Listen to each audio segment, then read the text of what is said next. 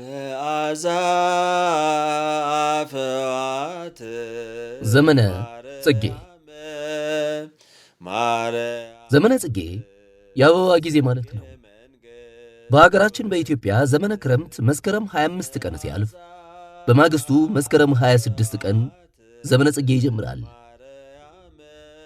ይህ ዘመነ ጽጌያት ወይም አበቦች አብበው ሜዶችንና ተራሮችን የሚያስጌጡበት ወቅት ነው። ይህም ለዓይናችን ፍስሐ ለልባችን መደነቂያ ነው። አንድም ከአበቦች ፍሬ ስለሚገኝ ለሰው ልጅ ትልቅ ተስፋ ነው። ቤተ ክርስቲያን ድንቅ በሆነው የዘመነ ጽጌ ዝማሬ ግዕዙ ወደ አማርኛ ሲተረጎም ምድርን በአበቦች ውበት ያስጌጥካት አምላካችን አቤቱ እናመሰግናለን፣ አቤቱ ስምህ የተመሰገነ የከበረ ነው እያለች ከሰማይ በተገኘ በኢትዮጵያዊው የቅዱስ ያሬድ ዜማ እግዚአብሔርን ታመሰግናለች። እስመ ለዓለም በሚባለው የዘመነ ጽጌ መዝሙርም እግዚአብሔርን አመሰግን ዘንድ ወደ ምድረ በዳ ወጥቼ የእግዚአብሔርን ኃይል አየሁ። ሥራው መልካም ነው፣ ኃይሉም እንደ ሰው ኃይል አይደለም። ሰማይን በከዋክብት ምድርንም በአበቦች ውበት አስጌጣት። የእግዚአብሔር ልጅ ወይም ወልድ ሥራው ያማረ ነው እያለች ታደንቋለች። ከዚህም ጋር ምስጢርን ከምስጢር በማገናኘት በአበባ የሚመሰሉትን የጌታንና የእመቤታችንን ስደት ከመስከረም 26 እስከ ህዳር 6 ቀን ድረስ በማኅሌትና በቅዳሴ በልዩ ሁኔታ ተከብራለች።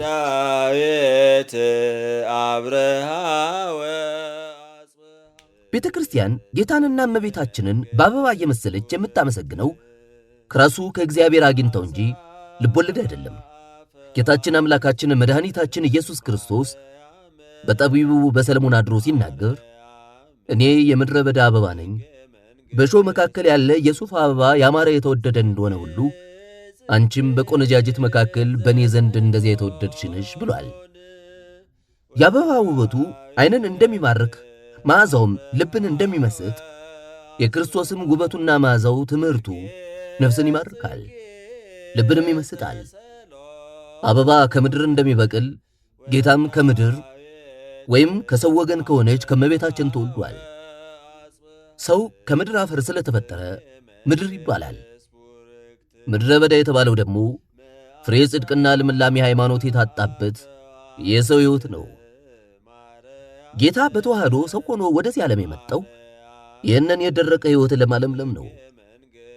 አበባ ሲያቆስሉት ወይም ሲያሹት መዓዛው እንደሚበረታ ጌታን በመከራ መስቀል በመቁሰሉ መዓዛ ፍቅሩ ዓለሙን አውዷል። የዘመነ ጽጌ አቡን ክርስቶስ የዘላለም ንጉሥ ነው። የሰማይን መሠረት አሳመረ፣ አበቦችንም በልዩ ልዩ ኅብር አስጌጠ። የቤተ ክርስቲያን ሙሽሯ የቅዱሳን መዓዛቸው ነው። ክርስቶስ መንግሥቱ የማይሻር የዘላለም ንጉሥ ነው የሚለው ለዚህ ነው። ጌታችን በእሾህ መካከል ያለ የሱፍ አበባ እንደሚያምርና እንደሚወደድ አንቺም በእኔ ዘንድ ከቆነጃጅት ሁሉ ወይም ከሴቶች ሁሉ ይልቅ የተወደድሽ ነሽ ያለው ስለ እመቤታችን ነው። ምክንያቱም ኃጢአት በሰፈነባት መርገመ ሥጋና መርገመ ነፍስን በወደቀባት ዓለም ተፈጥራ ለእርሱ ማደሪያነት ንጽሕተ ንጹሐን ሆና ተገኝታለች። ቅዱስ ዳዊት እግዚአብሔር ጽዮንን መርጧታልና ማደሪያውም ትሆን ዘንድ ወዷታልና ያለው ለዚህ ነው። ከአበባ ፍሬ እንዲገኝ ለእናትነት የመረጣትና የወደዳት የሕይወት ፍሬ ኢየሱስ ክርስቶስ በመንፈስ ቅዱስ ግብር ከእርሷ ተወልዷል። ቅዱስ ኤፍሬም በውዳሴ ማርያም ድርሰቱ ከእሴይ ሥር የወጣች መዓዛዋ ያማረ አበባ አንቺ ነሽ ያለው ለዚህ ነው። ይህም የትንቢተ ኢሳይያስ ትርጉም ነው። ኦሪቱ የነበረውን ምሳሌ ሲተረጉምም ሳይተክሏትና ውሃ ሳያጠጧት አበባ የተገኘች የአሮን በትር አንቺ ነሽ እያለ በድንግልና ጸንሳ በድንግልና መውለዷን መስክሯል። የማኅሌተ ጽጌ መጽሐፍ ደራሲ አባ ጽጌ ድንግልም በንጽሕና አበበሽ በመንፈስ ቅዱስ ግብር ያለ ዘርአ ብእሲ ከሥላሴ አንዱን ወልድን ያፈራሽልን ድንግል ሆይ ደስ ይበልሽ ብሏል። ዳግመኛም በበለሶች የተመሰሉ ኢያቄምና ሐና አበባ አንቺን በወለዱ ጊዜ፣ ቡቃያ አንቺን ባስገኙ ጊዜ ምድር ደስ ተሰኘች፣ ሰማይም በደስታ ዘለለ። ወይም ምድራውያን ሰዎችም ሰማያውያን መላእክትም ደስ ተሰኙ ብሏል። ጌታችን ከቆነጃጅት መካከል ተለይተሽ በእኔ ዘንድ የተወደድሽ ነሽ እንዳላት ከእርሱ ዘንድ የተላከ ቅዱስ ገብርኤልና መንፈስ ቅዱስ ያደረባት ቅድስት ኤልሳቤጥም ከሴቶች መካከል ተለይተሽ አንቺ የተባረክሽ ነሽ ያሉ አመስግኗታል። በክርስቶስ ደም ላይ የተመሠረተች ቤተ ክርስቲያንም ደመ ክርስቶስን እንደ ዝናብ ጠጥታ የበቀለች የሕይወት መዓዛ ያላት አበባ ናት። ሐዋርያው ቅዱስ ጳውሎስ በየአገሩም ሁሉ የእውቀትን መዓዛ በእኛ መካከል የሚገልጥ እግዚአብሔር ይመስገን፣ በሚድኑትና በሚጠፉት ዘንድ ለእግዚአብሔር የክርስቶስ መዓዛ እኛንንና የሞት መዓዛ የሚገባቸው ለሞት የሕይወት መዓዛ የሚገባቸውም ለሕይወት ናቸው ያለው ለዚህ ነው። በመሆኑም ቤተ ክርስቲያን ግሩም መዓዛ ባላቸው አበቦች የተሞላች የክርስቶስ ገነት ወይም የአትክልት ስፍራ ናት። የዘመነ ጽጌ ዚቅ ወደ አማርኛ ሲተረጎም ወንድም የወልድ ወይም ኢየሱስ ክርስቶስ የአበቦቹን ውበት ወይም የምዕመናንን ሃይማኖትና ምግባር ያይ ዘንድ ወደ ገነቱ ወይም ወደ ቤተ ክርስቲያን ወረደ። ሙሽራይቱ ወይም ቤተ ክርስቲያን ሙሽራውን ኢየሱስ ክርስቶስን ወልድ ወንድሜ ሆይና ወደ በረሃ እንውጣ፣ ወይን ወዳበበባቸው ሮማን ወዳፈራባቸው የወይን ቦታዎች እንዘዋወር፣ ወደ ገነት ማለትም ወደ ሐዋርያት ሁሉ ርስቶች ሐዋርያት በዕጣ ተከፋፍለው ወዳስተማሩባቸው አብያተ ክርስቲያናት ይላል። ሐዋርያው ቅዱስ ጳውሎስ እኔ ክርስቶስን መስየዋለሁ እንዳለ እርሱን መስለው የተገኙ ቅዱሳንም በገላትያ ምዕራፍ 5 ቁጥር 22 ላይ የተዘረዘሩትን 9ን የመንፈስ ፍሬዎች ፈቃዳተ ነፍስን ያፈሩ በመሆናቸው መዓዛቸው ያማረ አበቦች ናቸው። የዘመነ ጽጌ ዚቅ የቅዱሳን መዓዛቸው እንደ ሱፍ አበባ በአትክልት ስፍራም እንዳለ ሮማን ነው። የብርሃን ልጆች የሆኑ የዋዋን ደስ ይላቸዋል፣ በተራሮችም ላይ ደስ እያላቸው ዞሩ ይላል።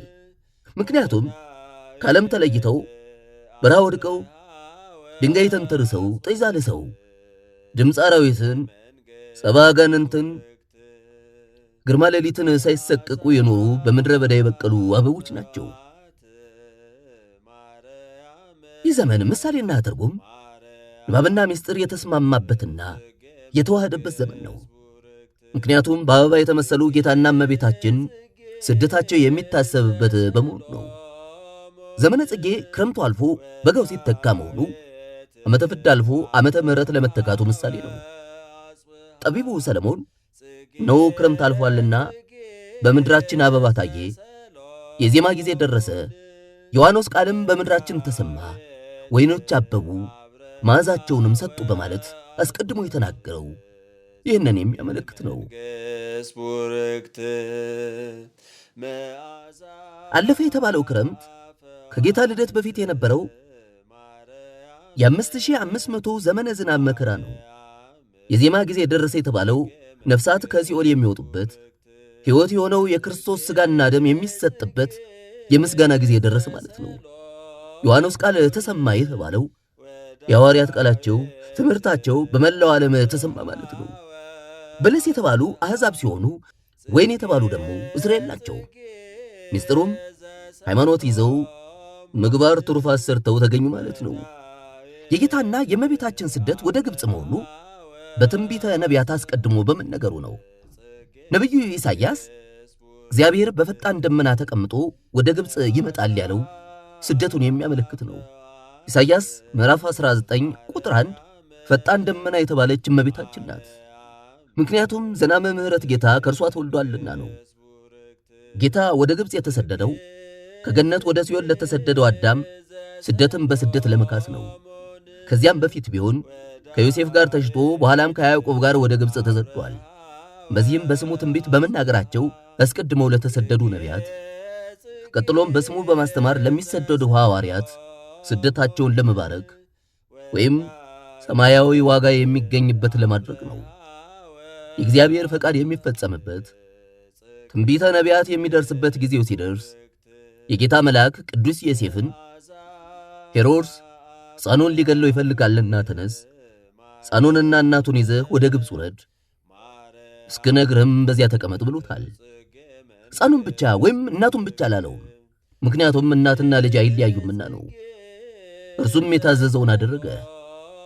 የፀሐዩን ሐሩር ረሃቡንና ጥሙን እሾሁንና እንቅፋቱን የሌሊቱንና የአራዊቱን ግርማ የወንበዴዎችንም ማስፈራራት ታግሰው 3 ዓመት ከ6 ወር በስደት ተንከራተቱ። ምድረ ግብጽ የደረሱት ግንቦት 24 ቀን ነው። አብርሃ ወአጽብሃ ጽጌ መንግሥት ቡርክት። ከስደት በፊት ሰብአ ሰገል ሰራዊታቸውን አስከትለው ወርቅ፣ ዕጣንና ከርቤ ይዘው ኮከቡን በምስራቅ አይተን እንሰግድለት ዘንድ መጥተናልና የተወለደው የአይሁድ ንጉሥ ወዴት ነው እያሉ በመጡበት ወቅት ንጉሡ ሄሮድስ እጅግ ደንግጦ ነበረ። መላዋ ኢየሩሳሌምም አብራ ደንግጣለች። በዚህ ምክንያት የካህናት አለቆችንና የሕዝቡን ጻፎች ሰብስቦ ጠየቃቸው። እነርሱም በይሁዳ ቤተልሔም እንደሚወለድ ነገሩት።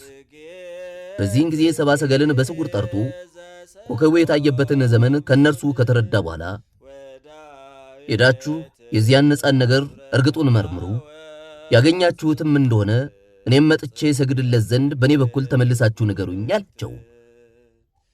እነሱ ግን ሕፃኑን አግኝተው ወርቅ፣ ዕጣን፣ ከርቤ ከገበሩለት በኋላ መልአከ እግዚአብሔር እየመራቸው በሌላ መንገድ ተመለሱ። ሲመጡ 2 ዓመት የፈጀባቸው መንገድ ሲመለሱ 40 ቀን ብቻ ፈጅቶባቸዋል። ከዚህም በኋላ ሄሮድስ ሰብአ ሰገል እንደተዘባበቱበት ባወቀ ጊዜ ከእነዚህ መካከል አይጠፋም በሚል ግምት 144,000 ሕፃናትን አሰርዷል።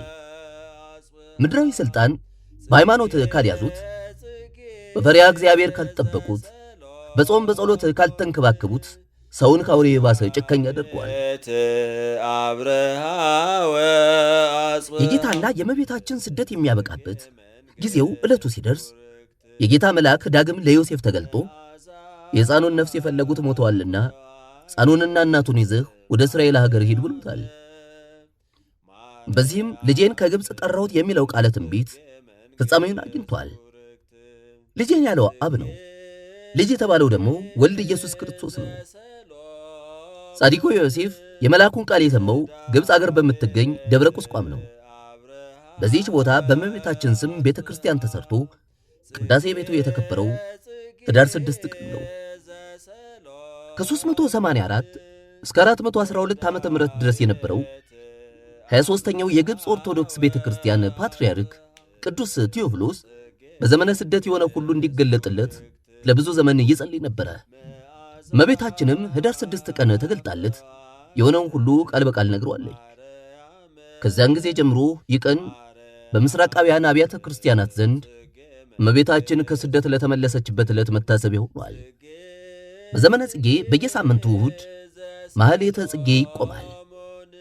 የመጽሐፉ ደራሲ አባ ጽጌ ድንግል ይባላሉ። ያመነኮሷቸው ጻድቁ አቡነ ዜና ማርቆስ ናቸው። ጻድቁ አባ ጽጌ ድንግልን ያገኟቸው ሰሜን ሸዋ ይፋት አካባቢ ነው። አባ ጽጌ ድንግል መጽሐፉን የደረሱት በአምስት ስንኞች ከፍለው እንደ መዝሙረ ዳዊት 150 ምዕራፍ አድርገው ነው። በምክር ይረዷቸው የነበሩትም የወረ ኢሉ ተወላጅ የደብረ ሐንታው አባ ገብረ ማርያም ነበሩ። እነዚህ ሁለት አባቶች ማህሌተ ጽጌን ለመቆምና ጾመ ጽጌን ለመጾም በየዓመቱ ወደ ደብረ ብስራት አቡነ ዜና ማርቆስ ገዳም ይመጡ ነበረ። ኅዳር 6 ቁስቋምን ከዋሉ በኋላ ደግሞ ወደ የባታቸው ይመለሱ ነበረ።